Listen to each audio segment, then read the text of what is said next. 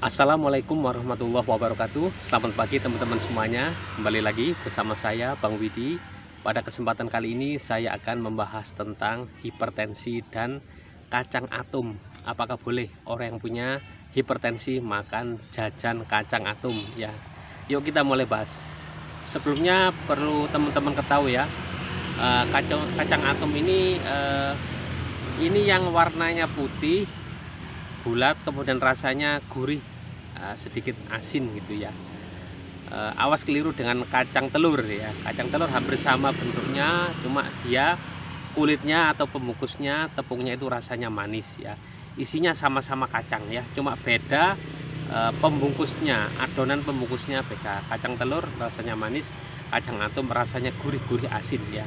Itu teman-teman ya. Ini teman-teman, kalau teman-teman sekarang ini punya masalah darah tinggi kemudian makan kacang atom, itu masih boleh ya teman-teman ya. Hanya saja jangan banyak-banyak ya, karena saya ingatkan, kacang atom ini di bagian kulitnya ini dia rasanya gurih ya, sehingga dia memakai penyedap istilahnya teman-teman ya. Yang jelas dia ini mengandung garam juga ya. Jadi untuk orang yang punya tekanan darah tinggi itu harus membatasi konsumsi garam ya. Kemudian untuk makannya teman-teman ya, ya paling tidak ya satu genggam ini maksimal ya. Satu genggam ini mungkin sekitar 20 mungkin ya, 15 sampai 20 biji ya. Itu aja. Habis itu jangan ditambah lagi teman-teman ya. Tetap bisa makan asalkan jangan banyak-banyak, karena dalam kacang atom ini ada garamnya juga dan ada penyedapnya ya. Kalau untuk kacangnya sendiri tidak ada masalah ya, nggak berhubungan langsung dengan tekanan darah tinggi ya, nggak berhubungan langsung, nggak banget ya. Dia berhubungan kalau Anda ini punya masalah asam lambung ya, masalah lambung atau masalah asam urat ya, asam uratnya tinggi, kemudian punya emah, itu sebaiknya jangan makan kacang atom ini ya teman-teman, karena kacang ini adalah pantangan ya.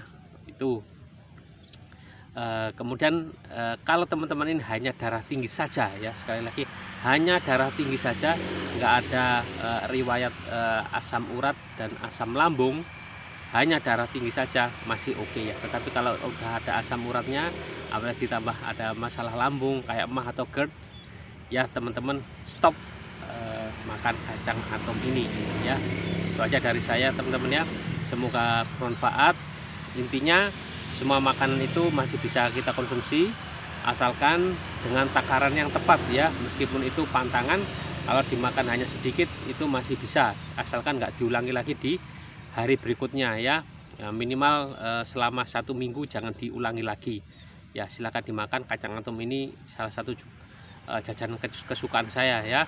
Itu saya senang sekali, apalagi yang ini yang mereknya ini ya, langsung aja ya, saya suka yang mereknya Gangsar itu teman-teman ya. Gangsar atau kacang oke namanya, itu enak sekali, terkenal dari daerah pembuatnya di daerah Tulungagung sana itu ya teman-teman ya. Nah itu teman-teman, sekilas informasi dari saya. Intinya semua masih bisa kita makan asalkan dalam jumlah yang secukupnya ya, jangan terlalu banyak ya. Ingat, kacang atom ini adalah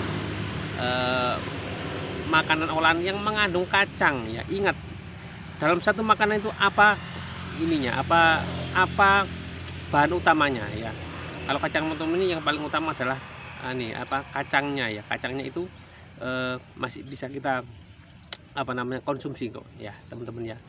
Yang jadi masalah ini di pembungkusnya, jadi nggak usah curiga ke kacangnya ya teman-teman ya. Perlu penting sekali ini saya sampaikan ya, meskipun sederhana, simpel atau mungkin remeh, ini penting sekali ya. Dalam kacang atom itu ada dua ya, kacang sama pembungkusnya. Kalau Anda punya darah tinggi, itu lawannya itu di pembungkusnya ya. Kalau Anda punya masalah asam urat, masalahnya bukan di pembungkusnya atau tutupnya, itu masalahnya ada di kacangnya atau isinya. Punya masalah lambung, bukan di cangkangnya. Dari kacang atom bukan cangkangnya, tetapi kacangnya yang jadi masalah ya. Bedakan banget.